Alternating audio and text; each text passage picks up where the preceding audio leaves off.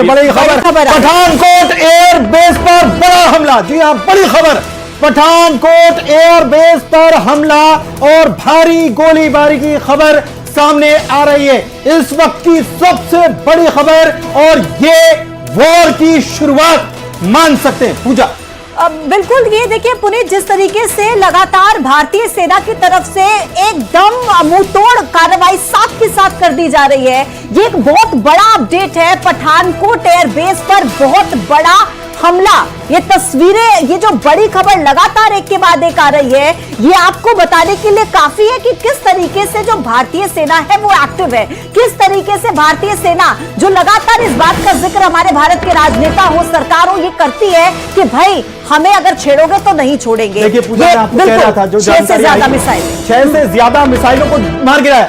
S-400 system जिसको active किया गया और उसने काम करना शुरू कर दिया। 6 से ज्यादा मिसाइल रॉकेट जो छोड़े गए थे, 8 से ज्यादा मिसाइल। देखिए अब ये इसकी पुष्टि हो गई है, यह आंकड़ा बढ़ गया है। 8 से ज्यादा मिसाइलों को मार गिराया है, इसको हवा में ही ध्वस्त कर दिया है। और ये अटैक जो किया गया है, पठानकोट एयरबेस को टारगेट किया गया, जम्मू एयरपोर्ट को टारगेट किया गया, वहां पर रॉकेट से हमला होना, इसके अलावा सैन्य कॉलोनी जो है वहां पर अटैक होना, ये पूरी तरीके से ऐसा लग रहा है कि पाकिस्तान अब मरने के लिए तैयार हो। बिल्कुल, मरने के लिए ही तो लड़ाई शुरू करते हैं ना पुनीत। इस बात का जिक्र तो हम करते ही हैं कि मरने के लिए लड़ना शुरू करते हैं, लेकिन इनके बयानों में और इनकी करनी में कितना डिफरेंस नजर आता है। जैसे कि आज जो प्रेस ब्रीफिंग हुई थी, उसमें विक्रम मिस्री ने भी कहा था कि भाई ये कहते कुछ है, करते कुछ है, और पाकिस्तान का तो जन्म ही झूठ के साथ हुआ था। ये कहते हैं कि हम कुछ करेंगे नहीं अगर हमें कुछ नहीं किया जाएगा, और फिर तस्वीरें आती हैं कि स्ट्राइक करने की कोशिश करते हैं।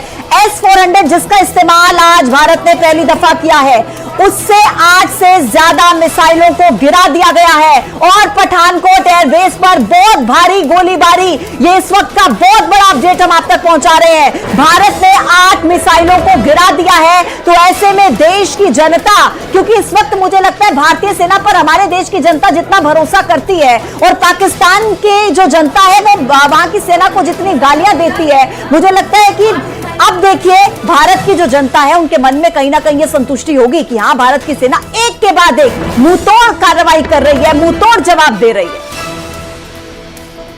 मेजर राकेश इस वक्त हमारे साथ चर्चा में शामिल है। मेजर राकेश, किस तरीके से देखेंगे इसको? पठानकोट एयर बेस पर भारत ने हमला कर दिया, S-400 से 8 मिसाइलों को मार गिराया है, आपका कमेंट चाहेंगे सर इस पर?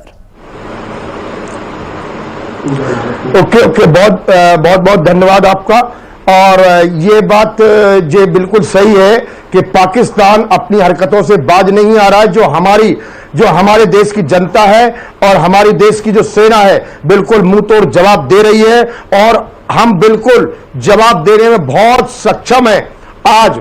इसलिए हमारे को ये जरूरी है, अगर पाकिस्तान युद्ध चाहता है, क्योंकि भारत ने कभी युद्ध नहीं चाहा, लेकिन अगर पाकिस्तान युद्ध चाह रहा है अपनी गलती करने के बावजूद भी, तो हम उसका जवाब देना, हमारी सेना मुंहतोड़ जवाब देना जानती है, और हम सक्षम हैं, और हम लोगों को इतना कॉन्फिडेंस है। और आज देश की जनता पूरी की पूरी आज सरकार और अपने ये सेना के साथ खड़ी है।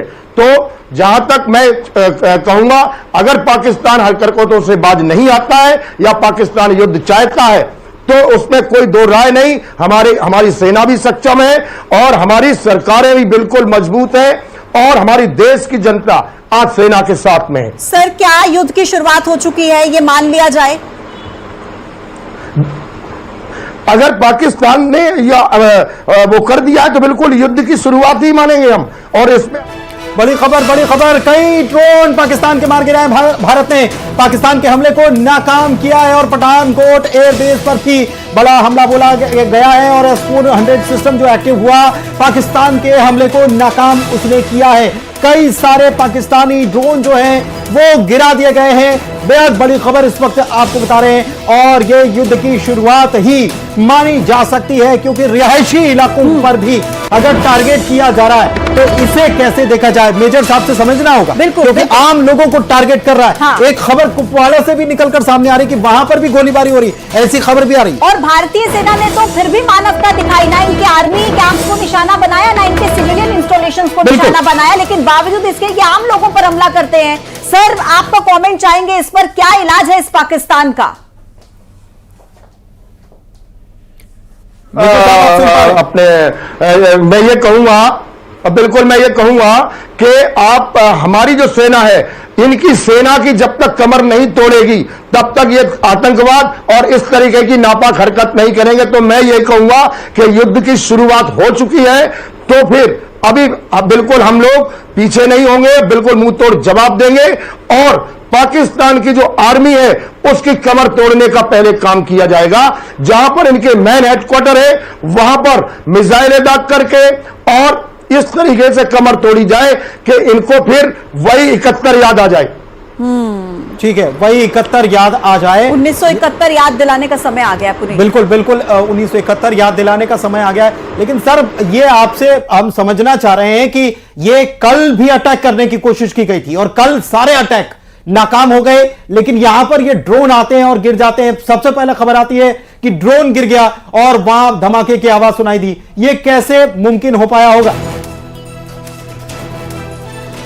ये देखो, ये तो आप भी समझते हो कि उनकी आवाम भी क्या इनके ऊपर दबाव डाल रही होगी कि हिंदुस्तान हम पे हमला कर रहा है, जबकि हिंदुस्तान ने किसी भी आवाम पर, किसी भी प्रकार के सिविलियन पर वो नहीं किया। मानवता का एक परिचय दिया है जहां पे खराब हो चुके हैं और पूरी तरह से ब्लैकआउट कर दिया है। वैष्णो देवी जो त्रिकुट पर्वत है पूरी तरह से उसको ब्लैकआउट कर दिया गया है। लोगों में अफरा तफरी मच गई है, लोगों में डर का माहौल है, क्योंकि जब भी लड़ाइयां हुई है, जब भी सीजफायर का उल्लंघन हुआ है, शहर को कभी निशाना नहीं बनाया।